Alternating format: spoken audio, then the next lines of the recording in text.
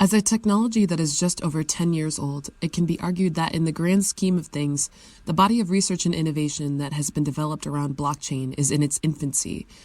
Years from now, today's blockchain researchers could be remembered as those who laid the foundations for the future of the world's financial systems. Therefore, today's blockchain researchers play a vital role, not only in the contributions that change and innovate the blockchain networks that we use today, but also in the systems that the world could rely on in the future. Blockchain researchers also hold a rather advantageous position in today's blockchain industry because of the fact that so many individuals working on the business side of blockchain are also creators and researchers of blockchain technology. Unlike many other industries, the academic side of blockchain is not so far removed from the enterprise side. One of these individuals is Ben Fisch, a renowned cryptographer who is currently a PhD student in cryptography at Stanford and the chief scientist and co-founder of blockchain protocol firm Findora. We asked Ben about his own academic research as well as the vision behind the building of Findora. Ben also broke down some key technical concepts in blockchain and cryptographic research, as well as some of the ethics behind blockchain innovation, in addition to the connection between academia and enterprise in the blockchain and cryptocurrency industry. So Ben, can you start by telling us just a little bit about yourself and the work that you do and how you got involved with Findora and this whole crazy crypto world in the first place? Yes, so I began working on researching cryptography maybe 7 or 8 years ago, and eventually I started a PhD at Stanford working in the applied cryptography group. Mm-hmm. And blockchains were one of the most interesting applications of cryptography around the starting of my PhD, and so I very quickly gravitated towards working on cryptography that was related to the blockchain sphere. Mm-hmm. And I did work that was related to a number of projects, including Ethereum and Filecoin, Chia, which is a proof of space blockchain. Mm-hmm. And so I ended up doing a whole bunch of research across different areas of applied cryptography, but with a focus on applications to these different projects. And Findora, I ended up founding a little over a year ago. And Findora really came out of, I would say, my desire to apply the tools that I've been working on in a way that I see more directly impacts the finance world and is a bit closer to what I see as a transformative move in finance. And so I ended up, it came out of meeting my co-founders, Lily Chow, as well as Damien Leung and John Powers, who is the former CEO of Stanford Management Company. So I ended up meeting all these people who work on capital management, or who have worked on capital management for a long time and are very in tune with, the issues in the finance world. And the opportunity was right, and we ended up starting Findora. Gotcha. So yeah, you said, that you've met these people who are in tune with the issues in the finance world, and that you were sort of, inspired to build a solution that more directly impacts the financial world. So can you talk a bit about how Findora does that? Yes. So Findora technically is it's a network it's a network protocol for managing a financial database, right? Mm-hmm. It is. We say that it's a confidential network protocol that enables seamless, secure, and fully compliant transfer and verification of financial assets. But in more simple terms, it's a system that allows you to issue any kind of asset. That could be money. So a bank could issue banknotes. And users can then send that money just the way that they handle physical cash. Okay.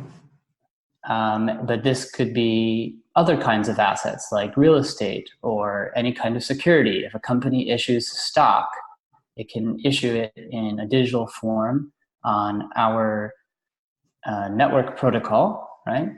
Right. And the network protocol doesn't have to be operated in only one setting. There could be a version of the technology that's being operated in some private network run by a small consortium of banks, or there could be a worldwide decentralized operation that looks more like the way the Bitcoin protocol is hosted. I see. Okay.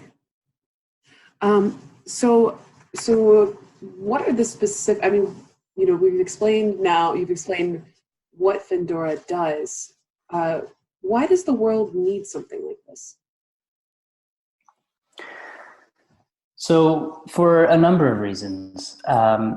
So first of all, financial systems are very, I would say, isolated, right? There's many data silos of financial data, and networks are somewhat isolated, which runs into, complex ways of trying to settle transactions that have happened on different financial networks. So part of this and the whole blockchain movement, I would say, is moving towards use of a common public database, a single system where financial transactions happen, so everyone can look at the same thing, right? That has efficiency benefits. But I would say the second thing is transparency. So especially when you look at capital management, traditional capital management is extraordinarily opaque.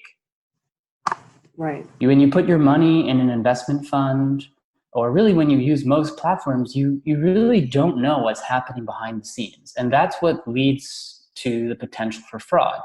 Right? That's what enables things like the Madoff, multi-billion-dollar Ponzi scheme. People who are putting their money with Madoff were just trusting him based on the reputation of his firm and not really being able to verify what was going on behind the scenes. And this happens, time and time again. It's a bit different than the issue with currencies that are being issued by countries that don't have a stable currency, or that have too much control and are able to cause hyperinflation. Right. But it all stems, I would say, from this concept of transparency, being able to see exactly what the financial system is doing. Right, exactly. So can you talk a bit about how Findora is, balancing transparency, creating a platform that supports transparency while also maintaining the privacy of its users? Yes. So privacy, I haven't even talked about yet. That's the key missing piece that Findora adds. Blockchain protocols are transparent by nature. It's the idea of all using a common database that is open, and everything that you put in it can be seen by everyone else. So a naive solution to, transparent finance would be just to all use an open database. All the transactions that an investment fund like Madoff processes would just be visible to everyone. Right. And everyone can see what's happening. There's nothing hidden behind the scenes. Therefore, you can verify instead of trust. Now, what Findora does, the problem with that solution, unfortunately, is that it wouldn't have any privacy, and so it precludes really most financial applications, because privacy is central to many financial transactions are sensitive, whether they're run by businesses or individuals, whether it's a salary that's going to an employee, whether it's a private amount being sent between two friends or relatives, or whether it's a large transaction happening between corporations, right? Privacy is necessary for usability. And so we use cryptography, specifically zero-knowledge proofs, to retain that transparency of an open database while encrypting transactions, so that you can verify certain things, like fraud didn't occur. I can prove to you certain, say I'm an investment fund, I can prove to you anything that you would want to audit, right? Anything you would run as an audit, I can prove that I've passed the audit without revealing my books to you. Okay, I see. So is there, I'm wondering sort of on a larger scale, like, uh, is there a certain sort of code or perhaps like moral or ethical, standards that blockchain researchers and blockchain creators are, trending towards not enforcing, but maybe following is a better word in the way that blockchains are developed when it comes to the balance of privacy and transparency, especially now that we're sort of moving closer perhaps to seeing CBDCs being issued and regulators having more of a say of what's happening in the blockchain sphere in general. That's an interesting question. I think that as blockchain researchers or engineers or creators, I think our goal is to hone the technology, make the technology as powerful and flexible as possible in order to be able to, in order to be able to meet the different needs that are, required. And I would say that we rely on the legal and regulatory system in order to, determine what is exactly the necessary balance of transparency and privacy. Right.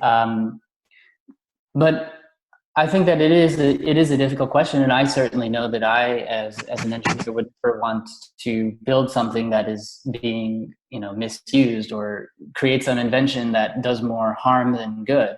Yeah, of So course. definitely conscious of that in the back of our minds. But I really see building a technology like Findora as enabling this balance, and therefore enabling the appropriate actors in the world to be able to configure the system so that it really meets everyone's needs. Right, right. So then I wanted to ask you, as somebody, so you are both the co-founder of Findora and you're also a PhD student in the Stanford Applied Cryptography group. Do I have that exactly right? That's right. Okay, right. So as somebody who's sort of like in between these two worlds of, the two hemispheres of the blockchain brain, on the one hand, you're on the business side of things, and on the other hand, you've got your foot in academia. And I'm wondering, what your thoughts and experiences have been as far as the connections between these two sides of the business. I mean, do you feel like there's good communication and good collaboration happening between academia and the business side of things? Or do you feel like, one side of this is sort of pushing ahead or lagging behind than the other? Yes, I would say that especially within the blockchain engineering world, there is really a good relationship between academia and I guess and the business side of the cryptocurrency and blockchain industry. In fact, I would say that there's really a gray line almost between researchers and practitioners. I would like blockchains have been in a stage of they've been maturing tremendously over the last few years, and everyone knows that some of the most important problems to solve were technological problems, and so academics and research produced by academia was very much embraced by the industry, and the industry was inspiring good problems to work on, as well as contributing research as well, right? There's many papers written by people who, open public information that's being contributed by people working in the blockchain industry. There's also a huge open source initiative, and the tendency is to write research papers and publish open source code on GitHub rather than retain proprietary secrets. So that's quite nice to see. I would say that, of course, the incentives fundamentally in research and business are different. So that does maybe pose some tension. Can you talk a little bit more about the difference in those incentives and what kind of tension that is? Yes, well, I guess academics and and businesses have in common that they want to better the world, right? Yeah. And that is something that they definitely have in common, right? When writing Mm-hmm. papers for research or making a new product for a business, I think everyone has as motivation the idea of making something that will improve something in the world and help people. But businesses, of course, also have the incentive to make money, and that is a driving force behind the decisions that the company makes. Companies have investors and need to also respect or are influenced by the needs of their investors. Similarly, in academia, academics want to ascend the academic ladder, right? Publish more, get more recognized, and therefore perhaps get more recognition. And whether that's getting a good academic job or getting awards or simply being more cited and more recognized. Right. Okay. Right. I see what you mean. So speaking of switching gears a little bit back towards academia. So you're known for your research, in particular in the area of zero knowledge proofs. So I want to ask you about Supersonics, which has been described as your latest breakthrough. But before that, can you just break down, for somebody who doesn't really know that much about blockchain, what is a zero knowledge proof? Thank you. Yes. So zero knowledge proofs have been around actually much longer than blockchains. It's one of the, it's a key idea in cryptography, one of the most beautiful concepts. So zero knowledge proof is a cryptographic technique that allows you to prove that some statement is true based on evidence that you have, but without disclosing that evidence, right? So a very, very simple example would be, say, a Sudoku puzzle, right? You can prove that you know a solution to a Sudoku puzzle, but without revealing that solution, right? You can prove that you know a winning chess move in a chess game before you make it, right? Without revealing what that move is. That's a toy example. But you can, to get a bit more, practical, you can prove something about an encrypted message. So let's say that you're sending a message and you want to prove that it doesn't contain information that it shouldn't have, right? Okay. So regulators want to inspect your message to make sure that you're not communicating something illegal. But you don't want the regulators to read your email. So you can just prove to them that it doesn't contain illegal material. And that is how we apply it to blockchain privacy. You can, in the context of a blockchain, one of the most basic principles of transactions on a blockchain, let's take the Bitcoin blockchain, which only has cash payments. Mm-hmm. Everyone needs to verify that cash payments are passing money and not creating new money in the process. That's the basic integrity check on a payment system. So if the transaction is encrypted, meaning the amounts that you're transferring and who you're transferring to is hidden, then the zero knowledge proof allows you to prove that the transaction is just passing money between two entities. It is not creating any money in the process. It is just passing money, but it doesn't need to reveal to you who that money is being passed between or how much is being passed. Okay, I see. So then what, tell us now about Supersonics and how this relates to ZKPs. Yeah, so Supersonics is our latest zero knowledge proof system. Mm-hmm. Supersonics is an example of efficient zero knowledge. So the challenge with zero knowledge, many zero knowledge proof systems, and certainly until recently, zero knowledge proof systems existed but were not practical because they were either too large to communicate. The proofs are just too large to say put on a blockchain, or they would take too much time to verify and check. And Supersonics are both small and fast to verify. But there's one other very key thing, which is that they don't rely on any trust in any third party. They don't require what's called a trusted setup. So there were prior zero-knowledge proof systems that were small and efficient and fast to verify, but they relied on a third party to basically set up the system in a way that involved some secret information that was chosen by this third party. And if that third party would disclose that information or run the setup in any wrong way, then it would entirely compromise the integrity of the system. Right.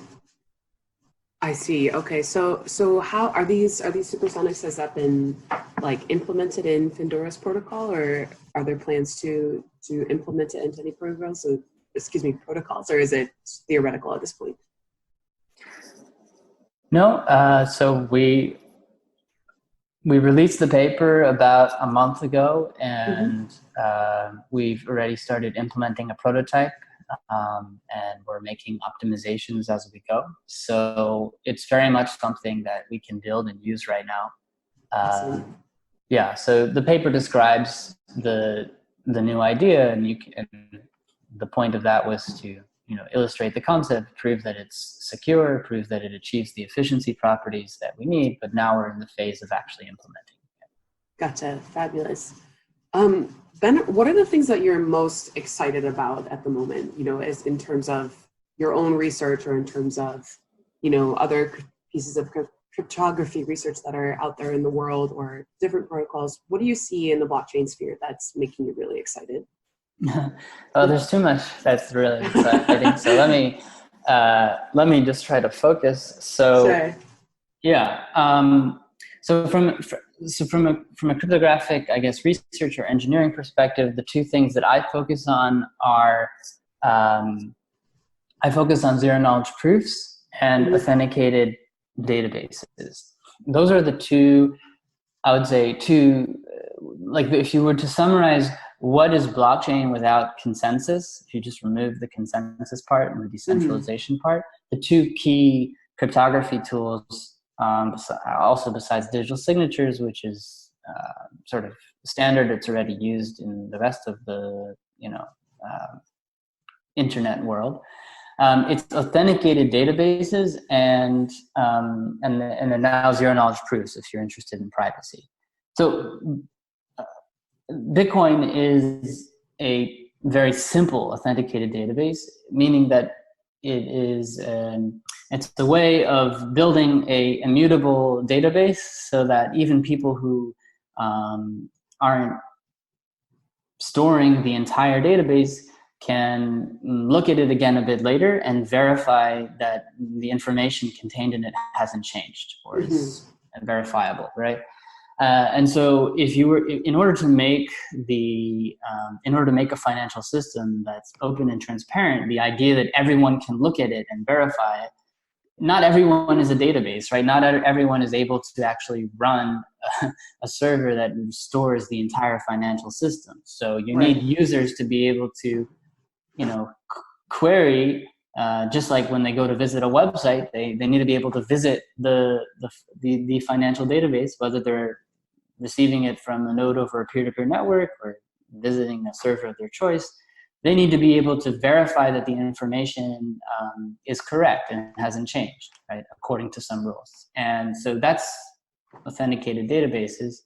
And I work a lot on authenticated databases. There's certain technologies like Merkle trees are basic tools for authenticated databases. I've worked on more advanced versions of Merkle trees that use fancier cryptography, to achieve better efficiency in some regards. And so then I also work on zero knowledge proofs, which is the ability to, keep information in an authenticated. Well, the application that I work on is being able to keep information in an authenticated database, private, but still prove things about it.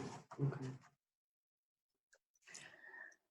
But there's many other areas, right? Mhm. There's a lot of work in decentralized consensus protocols that are, there's a lot of activity in that area that I've been following. Mhm.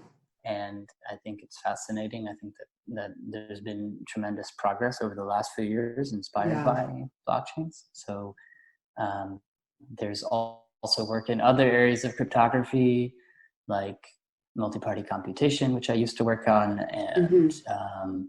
you know, homomorphic encryption, looking towards building cryptography that's secure against quantum computers. As news of quantum computers has us all scared. So Right. um, Right. Actually, can I ask you about that a little bit? So what are your thoughts on this whole quantum supremacy thing, and as far as the risk that it poses yeah. to blockchain? I know that's kind of a complicated question, but Right. So I don't think that the state of quantum computing now at all poses a risk. So even quantum supremacy, which hasn't truly been achieved. Quantum supremacy is the idea that quantum computers are now as good as classical computers at any problem. So quantum computers being as good as classical computers would not allow them to break cryptography because classical computers don't break cryptography. Quantum computers would need to scale up to be much, much, much better than classical computers in order to be able to break certain kinds of problems that cryptography relies on. So we're nowhere near. We're like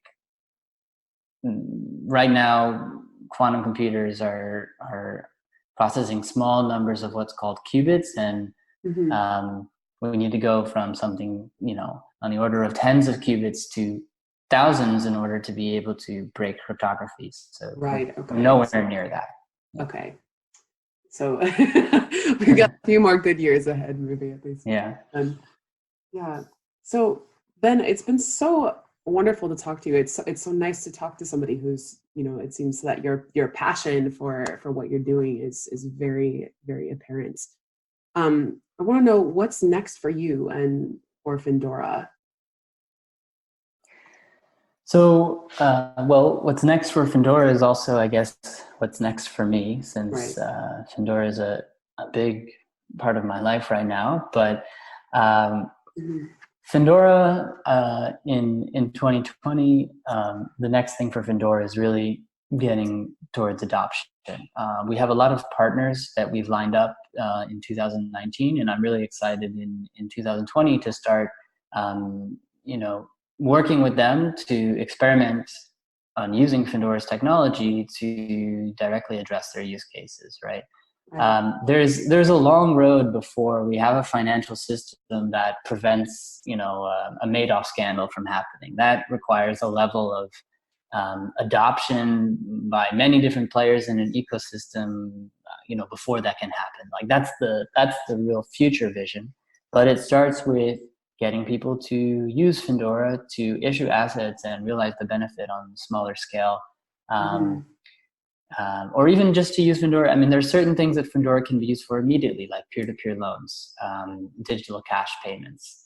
Um, so we have a number of partners throughout the world who we're working with, and we're really excited to see where that takes us. Yeah, absolutely. So what would you say, just rather quickly, what's the ultimate goal of Findora? I mean, is this something that you see as becoming sort of like the global default for DeFi and issuing assets, or do you see this as part of a fabric of you know services and blockchain platforms? Yes. Well, we say that we're building the Internet of Finance. Right. So that's really what we see as the vision of Findora. But if Findora will be part of a larger internet ecosystem as well, right? Findora should be in the future interoperable with other similar protocols, Hmm. and so I wouldn't say that would at all detract from Findora's vision at all, right? No, no. Of course. I think it's hard to predict exactly the way the financial system will look in, 5 to 10 years after adoption of these technologies increase. It's sort of like, as everyone says, the beginnings of the internet, right? Right. And there were many different providers doing different things, and then the internet ended up the way it looks today. I think that the internet of finance will look a lot different than the internet ended up looking like.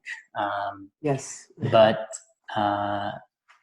hopefully, hopefully everyone will move to using a more advanced way of running our financial system in a more open and transparent way. It's not just about transparency. It's also about, once you remove the need for institutions that now are relied upon for their reputation in order to safeguard that balance of, trust, transparency, compliance, and privacy. Once you remove them and replace them with a technological solution, then you reduce the barriers to participation from service providers. And that sort of paves the way for decentralized finance to flourish. Right.